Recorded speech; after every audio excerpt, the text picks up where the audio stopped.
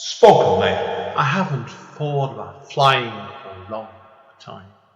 I haven't dreamed of that moment when I was alone above the clouds for a long time. I haven't dreamed of waking up in a room surrounded in blue and green grass for more years than I could dream of remembering. I haven't walked back into the past or scratched on the doors of my origins, where it all came from, since I held up that cape for the last time. Return to Cape Town 10th Year Anniversary Edition is a revised version of Andy N's first poetry book. The book can be purchased from Amazon and it contains numerous additional material.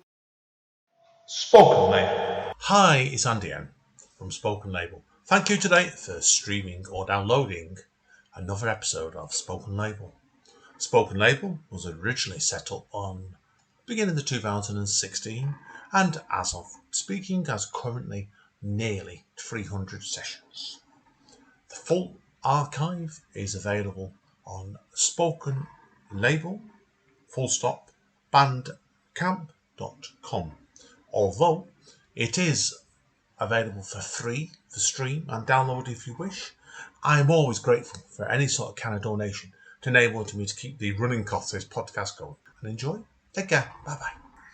Spoken Label. Hi guys, Andy N, Spoken Label, back in the house on bloody hot Friday night as well. Over to America today for something I've not done before actually. This is I've been looking forward to this one since I booked this in a couple of weeks ago. I'm chatting to a gentleman that is an artist, but he's also talking about his podcast series he's just brought out. So I've got a gentleman called Erin Miller with me today. Erin, obviously for people that don't know you, would you like to first of all tell them obviously who you are, where you come from, and what started you off with your creativity? And we'll start from there, mate. Yeah, my name's Erin Miller, as you said, and I, from the United States, California. I live in just outside of San Diego in a little town called Julian, California. And what kind of got me started off in my creativity, starting from the beginning, as a youth, I'd been basically, with my brother, we used to put on lots of plays and do a lot of acting. And a lot of times we would kind of put together these little skits, and it was quite interesting. We'd do it for our family and stuff like that. And it was just more of kind of like a fun thing. And then I ended up going to school actually in the UK. I went to paint our park school, which was just outside of, or just inside of Devon and within the Dartington College of Arts campus. And when I went to that school, I ended up meeting my first mentor and someone that I still admire to this day. He is a professional teacher and a professional storyteller. So, at the time, I was very resistant to a lot of styles of teaching and hadn't really engaged in writing and reading all that much. And when I met Clive Fairweather, was the name of the gentleman who was my teacher, it really started turning my mind on to the concept of, writing and poetry, as well as, storytelling and, that kind of creative narrative. And that, for me, it really just kind of turned something on inside of my head where it kind of like spoke to an aspect of creativity and inspiration that I'd never really tapped before. And for me, that was kind of like a turning point. And my parents started seeing that I was very engaged. We learned a lot of history. We learned a lot of different songs and singing, but we also learned a lot of stories as well, kind of woven in with the history that we were being taught. And, those, informative years as a kid was kind of the beginning of, my creative realm of, writing poetry. I'm also, a poet and a hip hop artist, as well as a storyteller and writer. And, so I kind of evolved it because I realized at the time I could really easily freestyle pretty much anything. I could be given a topic, or I could go look out at a field and start being able to create poetry verbally from what I saw. And my teacher, Clive, he was like, well, you need to learn how to write it down on paper. And that's kind of the reality of that transition for me. I was able to find out, this creative outlet that basically was engaged with this aspect of my mind, the way that I thought. And then I was like, I had a hard time transitioning it from the verbal form to the written form. And after about 6 months of being in class with Clive Fairweather, I was able to make that transition and started writing a lot of poetry. And a lot of my poetry often was, had a narrative or a story-based kind of theme to it. And, so that was kind of the beginning of it. And, throughout the years, I, continued to write poetry and, kept on the process of that. And it wasn't until I was probably like 17 or 18 and I started actually performing my poetry. And, a lot of it was also, as I mentioned, narrative based and story like. And so as I kind of like got, out of the school that I was in Fiji, I started realizing that hip hop was also a really cool way of expression and utilizing, poetry to turn it into more of a rhythmic based musical platform, which is hip hop. And, over the years, I've learned a lot about hip hop and kind of evolved that. I spent a few years trying to really figure out how to apply this to my life and, use, the crafting of words and poetry and storytelling in more of a professional realm. And I ended up actually going to Emerson College in the UK as well. If you're not aware of what it is, it's a Steiner-based school out in East Sussex. And I took a storytelling class there. I have a certificate of storytelling, which oddly enough, I thought I was going to be a silly thing that I'd never used. But now as an audiobook narrator and voice actor, it's actually a really good certificate to have. I've had multiple clients ask me about it and kind of, inquire as to what that's about. But I went to Emerson College. I took I think it was a 4-month class on storytelling. And that was probably the most informative and searching kind of class that I could have gone to. I really found out a lot about myself. There was a lot of biographical elements that took place inside of the storytelling course, as well as a lot of, engaging in nature and, being outside and, knowing how to utilize your surroundings to incorporate that into your storytelling. Did a lot of free form style storytelling, which I love because I love freestyling. And, just a multitude of other things that was really intriguing. And I remember coming out of that class feeling, really empowered, and really focused on what I wanted to do. Realizing that I wanted to be a storyteller, but also a musician.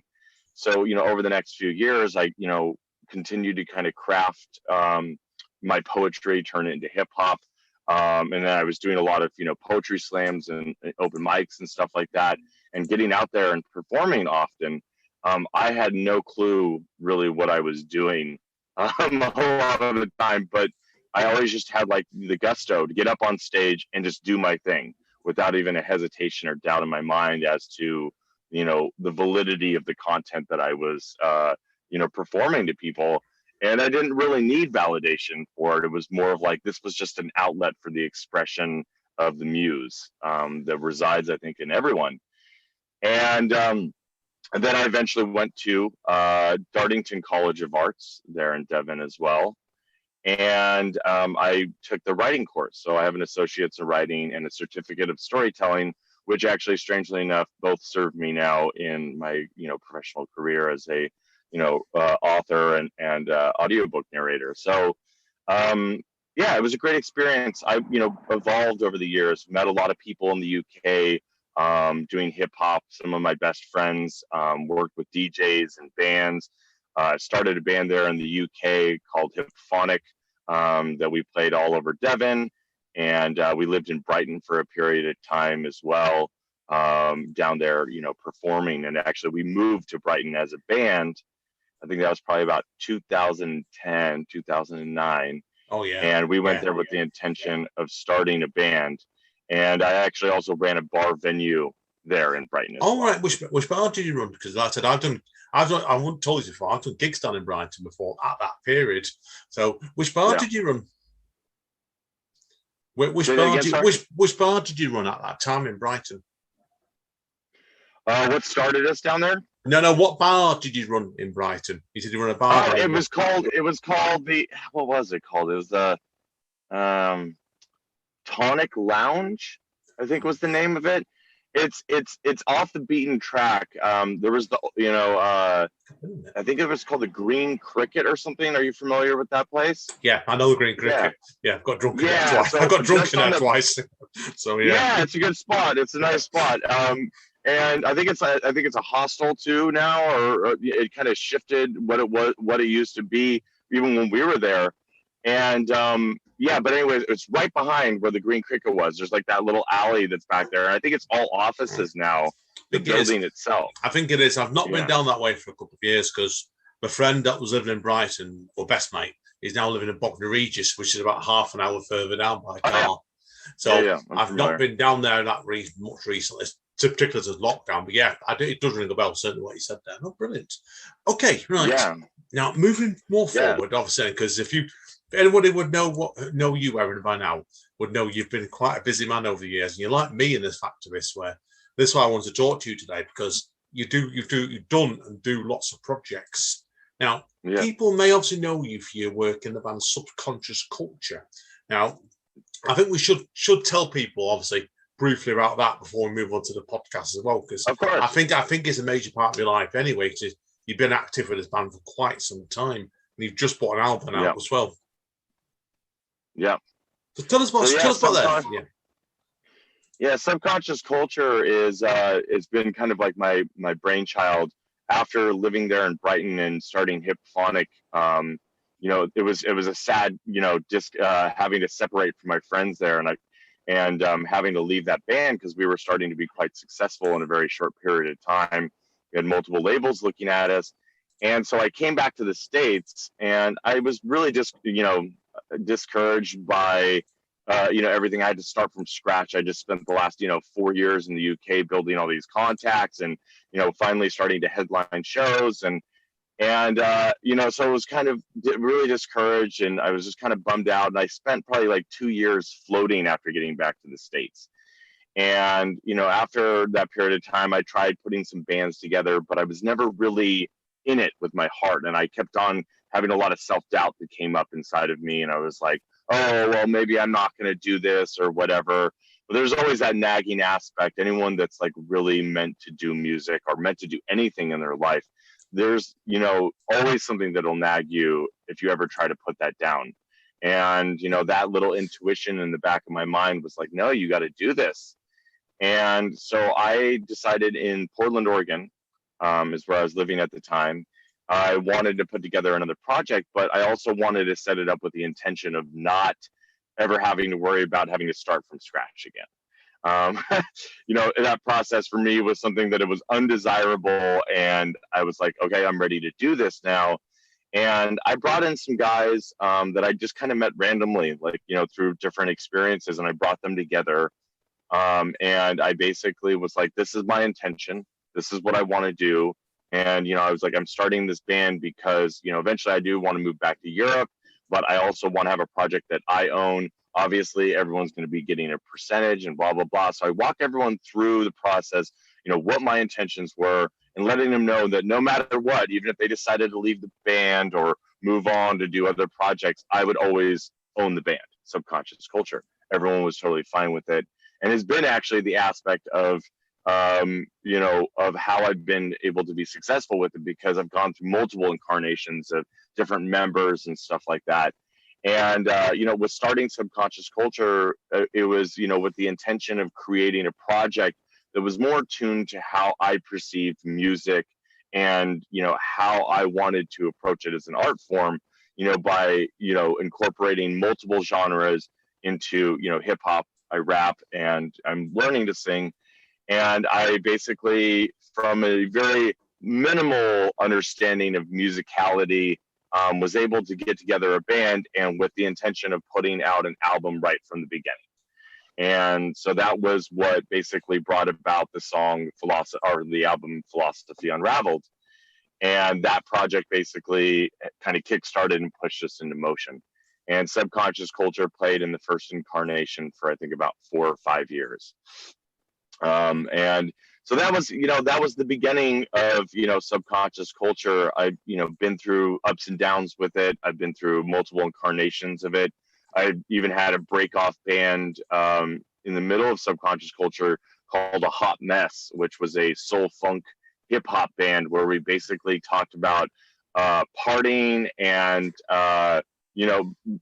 being sexy and getting up on stage wearing pajamas and just putting on an act. It was absolutely, we toured that whole entire set up and down the West Coast. And it's great because, it really showed me the other side of myself, where subconscious culture is very political and emotionally driven and has a lot more of a serious note and tone to it. Where A Hot Mess was the complete opposite, where, I basically was dressing in the most ridiculous clothing, like hammer pants, orange t-shirt, and, just getting up there, swinging my twigs and berries in the wind for all that were sitting in the front row, just, right there in front of everybody. It was just fun. It was just wild and crazy. And I quit drinking at that time. I've been almost 3 years sober from alcohol at this point. But I encourage people to drink all the time because I love it as an aspect. I'm the same as you, mate. I'm teetotal nowadays almost completely. So I better drink it. Okay. I don't need it, but yeah, I know what you mean. It's good to encourage people sometimes if they enjoy your material more, have a good drink with it. Yeah, I like to. I'm known as a bit of an antagonist when it comes to drinking. So it's like my mates. A lot of people are always so serious and like, I don't drink. I don't go hang out with people that drink. It's like, I've got so many friends that still drink. I wouldn't have any friends if I didn't want to, be around it, So for me, it's like I'll go out in the town with my mates and like we'll just basically have a bunch of fun. And everyone always wonders at the end of it, they're like, and you're the sober one? Because I'm kind of a crazy, wild, individual just by myself without any alcohol needed. So, but yeah, so that tour was great. And now what I've done is I've got the new album. It's called What Separates Us, and it's a 2-part album. This first part is basically talking about what things are dividing us in the world, what things are creating division. From my perception, you know what I mean? And I do some activist work as well. And, I kind of look at, our world from this perspective of like insights to my experience, but then also talking with people and spending time with people from different, ethnical backgrounds, different, cultures, and, just, observations throughout the year, as well as my own experiences, and brought together, this album called What Separates Us, which is out now on all platforms. And will be followed up with What Unifies Us. And I'm taking a bunch of the A Hot Mess songs and I'm actually incorporating them into subconscious culture, but more of like the polarity of like things that unify us, that, bring us together. And drinking and partying are some of those things when done, obviously, in ways that are not destructive. And, just that aspect of festivals and events and, all that kind of stuff. And that usually involves partying. So like, that's just part of us as humanities. It's part of our duality. It's like, even though I might be sober at this point, I like to go and have fun. I want to go to parties. I want to go to festivals.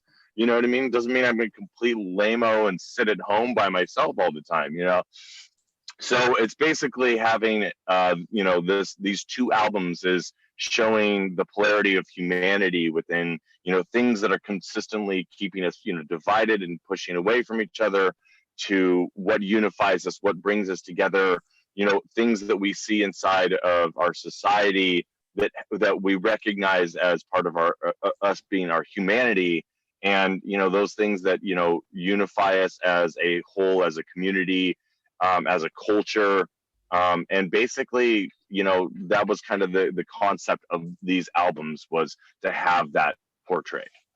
Brilliant.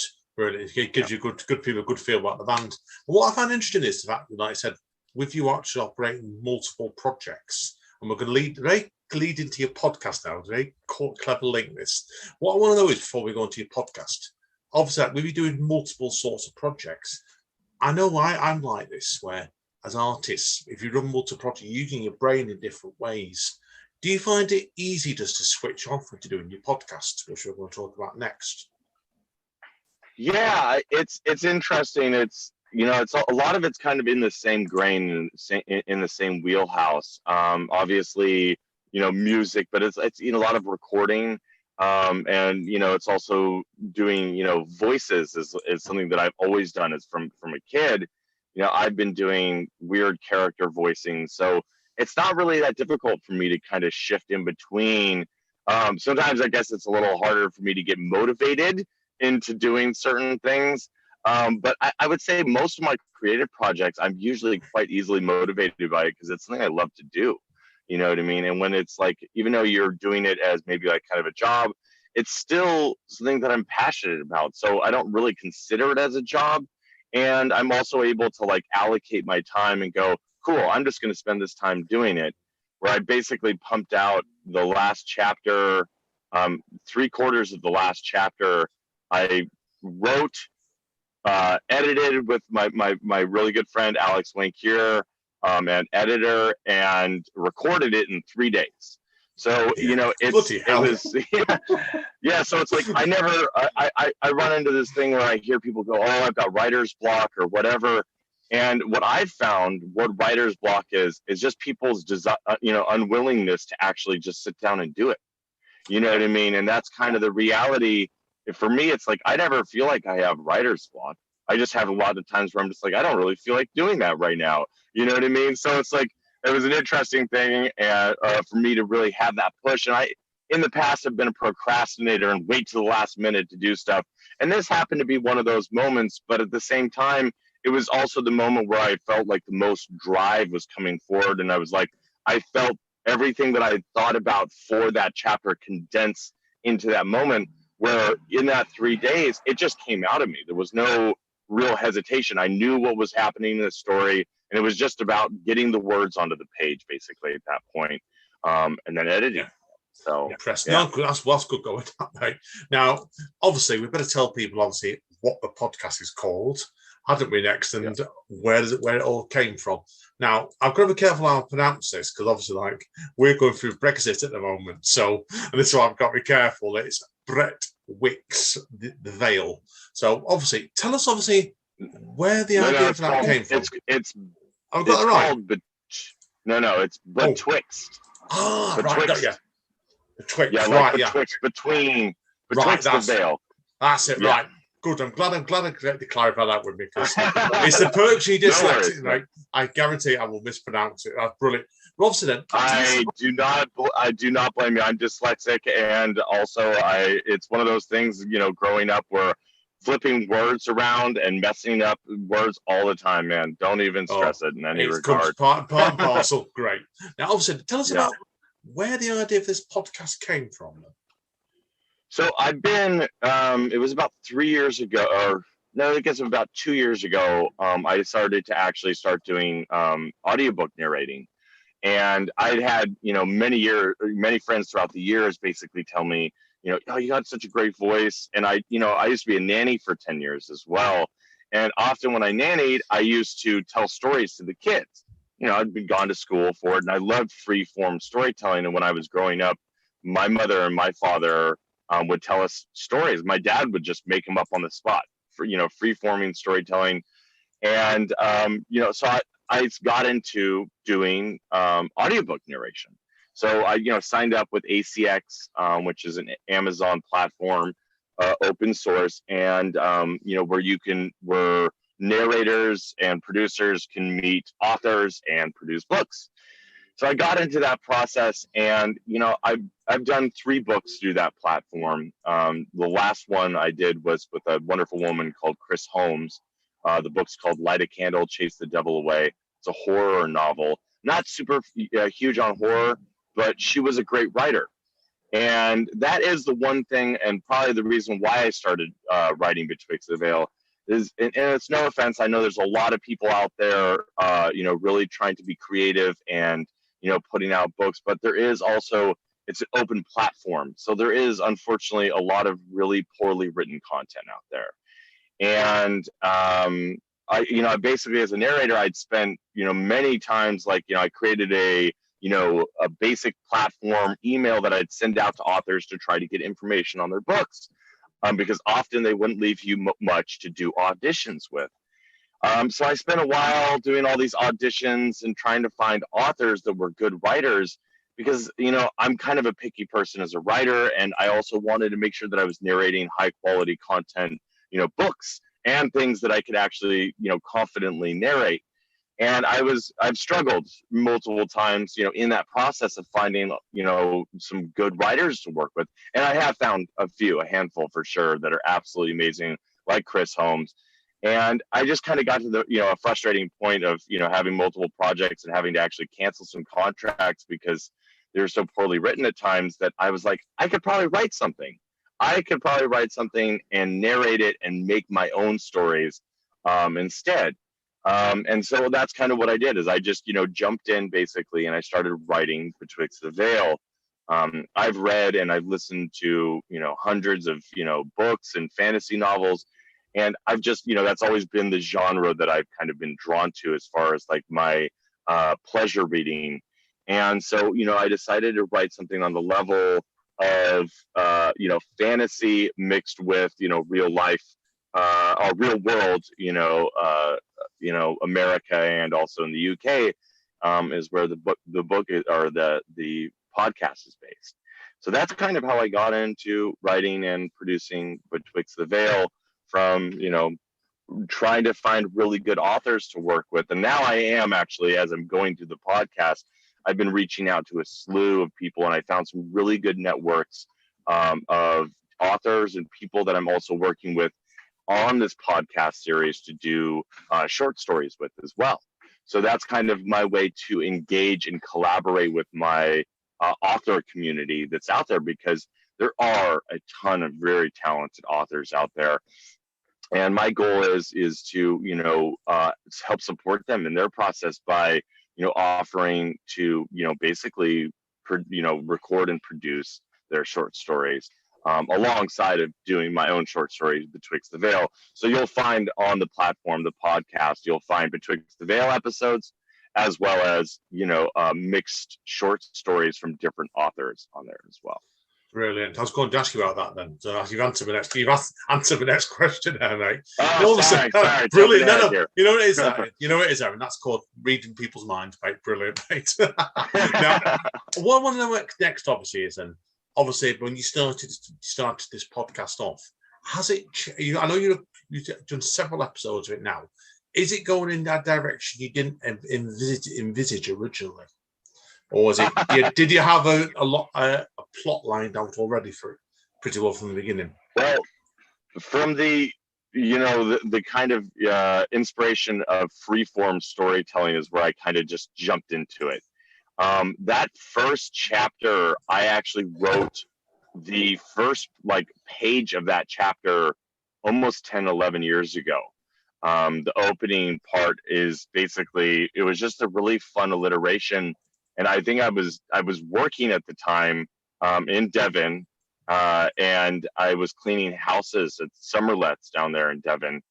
And I basically I went and visited a friend who lived in a town on my way back, and I got this inspiration for that opening part.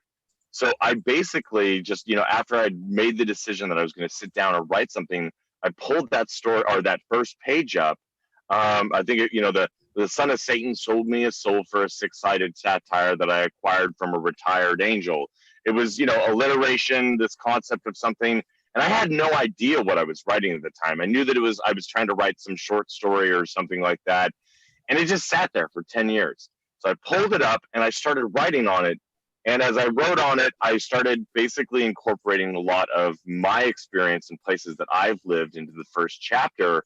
And the main character was partially kind of honed after myself and inspired by a friend of mine as well that I know. And I would say that it's definitely evolved and morphed. And I didn't really sit down, and I've now been doing a little bit more structuring and planning and plotting, because I'm starting to run into issues as a writer for a podcast series that you're releasing it as you go. You can't go back and edit stuff. So it's kind of, I've got myself into situations where I'm like, well, I've got to create, some fantastical things to basically explain why other stuff is happening and the shift of things. So it's not going in exactly the way that I would thought it was, but it's actually becoming better and better as I write it. And it's actually made it really interesting and challenging in a lot of ways to have that aspect of, I'm releasing the content as I go. So I've really got to, create a narrative that is going to be able to follow, the plotting and planning of what I am doing for the book. So basically, it's evolving. It's evolving as any kind of artwork does, and it's definitely taking me in directions that I never thought I would be going with the book. Brilliant. Now, I'm not going to ask you, obviously, what's coming next for it, because I can't do that. But what I am obviously curious is, do you have any ideas how long you think this will go on for, even, or is that a bit up in the air at the moment? My goal basically is, and another part of me starting doing the book is, for me to build up a fan base under, the Betwixt the Veil, but it basically helps me as an author, as a writer, but also as a narrator. So that was kind of, another big part of this, and I'm going to continue writing this, and it'll be a full book by the time I'm done.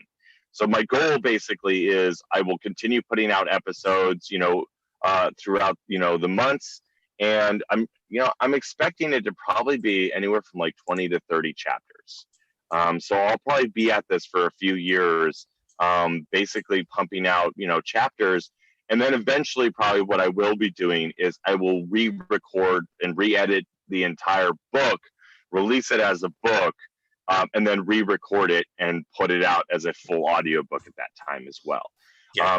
But I think that's kind of the process, is, to build a fan base, build awareness around myself as an author and a audiobook voice actor. Yeah, that's a good idea, mate. I think I agree with you completely what you're doing there. My partner's done something very similar, where she's got a novel out, and what she's done it the other way around to you. She bought the novel out, then she got I think it was a lady from London to narrate the book for her to go on Audible. And what she's going to do now, Amanda herself, about 18 months later, is done a podcast reading out the chapters of the book herself. So she's done it the other way around to what you've done. Yeah, no, I think it's a good awareness project, where you've both done it in different ways. I think I think it does work, that sort of idea. So it's a very good idea, definitely. So I was wondering if you would transcribe it into a book eventually, after what you said before. Obviously, you were taught to write everything down, and I think it's a good idea if you do definitely that one. So now to conclude with, obviously, a couple of questions to finish off with today is: do you have any more projects you've got in mind coming up you can reveal or talk about? As far as in the audiobook world, or from the music realm, anything, because you're that sort of guy. You're gonna have other stuff on the go. I know, I can say that far off. Yeah, I've got so I basically got to a point now in my music realm of stuff, where I'm actually able to write a lot of the music. In the past, I would rely on other musicians, and I would do a lot of the arranging, where now I'm actually able to play. So I've actually got 3 singles going into production this week. Drums and bass are being tracked. So I've got 3 new singles. One will be coming out in September. And then every month following that, I will be having a new single pretty much coming out under the Subconscious Culture moniker. So I'll be consistently releasing music leading up to the release of What Unifies Us, the next album. So yeah, that project, and I've got some multiple collaborations in that project. I've got shows basically appearing here in the fall. And I'm also going to be traveling over to Europe to obtain my citizenship. I've got meetings with bands, musicians, and other artists over there that I'm going to be collaborating with and working with on doing European shows as well in the future, because I do intend to live in Europe, more than likely either the Netherlands or Italy. And then I'm also, currently working on, I've got 3 new short stories under the Betwixt the Veil. So these are besides Betwixt the Veil itself, but under that podcast, that will be coming out over the next few months. And I also have a constant influx of new authors that I'm working with in that project. And I'm also working with a couple storytellers and other voice actors on doing collaborations with me on some of those projects too. So that'll be really fun and interesting to have some of the voice talent kind of interacting with me on the narration basis. And yeah, so that's kind of moving in that direction. And then I basically got, episodes that I'm putting out of Betwixt the Veil. I'm basically, I think right now about another chapter and a half ahead of, where we need to be, which is a good feeling. Instead of trying to scramble right now, I'm trying to stay ahead of myself because I don't want to be in a situation where always makes sense. Always makes sense, mate, to be ahead of yourself, because I've gone for that myself before, bits and pieces now. And if you get to deadlines, then problems hit sometimes.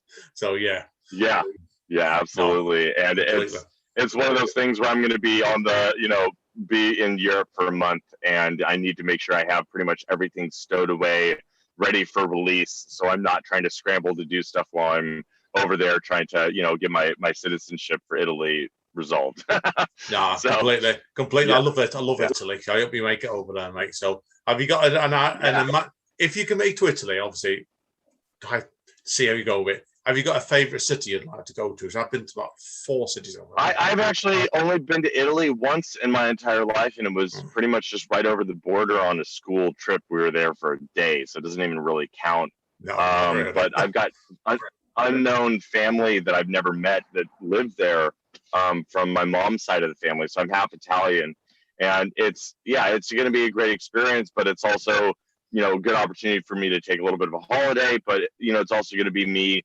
talking and meeting a bunch of people and basically just kind of running around Europe while I'm there, chatting with people. And like I said, talking with other musicians and artists and basically networking. That's one of the things that I've learned over the years in all aspects of creative realm is you have to be a fantastic networker. If you're not good at networking, completely.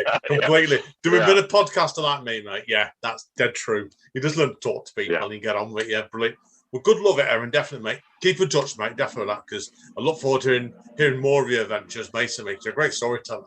Your podcast alone, and in person as well. Now, obviously, we better let you do the heavy plug, as I always say. So, if people want to find out more about you, to conclude, where are the best going? It's super simple. Is go to www.subconsciousculture.com, because on that website it has all of my music.